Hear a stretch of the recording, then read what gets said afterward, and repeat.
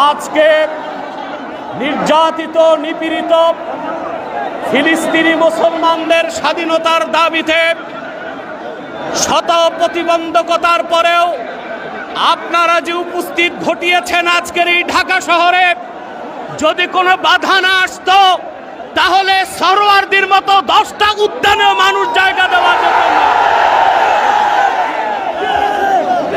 আমি সুস্পষ্টভাবে বাংলাদেশের বর্তমান সরকারকে দাবি জানাচ্ছি, বাংলাদেশ সরকারকে রাষ্ট্রীয়ভাবে জাতিসংঘের কাছে প্রতিবেদন করতে বলছি।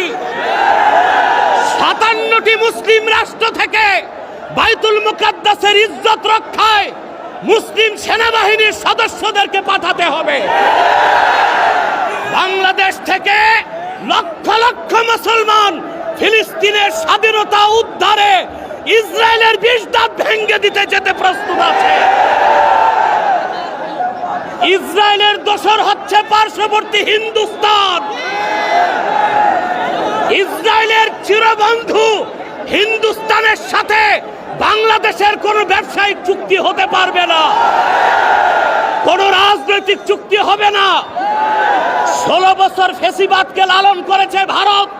ভারতের দালাল ও দোসরদেরকে বাংলাদেশে রাজনীতি করতে দেওয়া হবে না। আমি তাহরিকে খাতমে নবুয়ত বাংলাদেশের পক্ষ থেকে আপনাদের কাছে একটি আবেদন করছি। আমাদের স্লোগান হচ্ছে মাসলাক যার যার দিন ইসলাম সবার।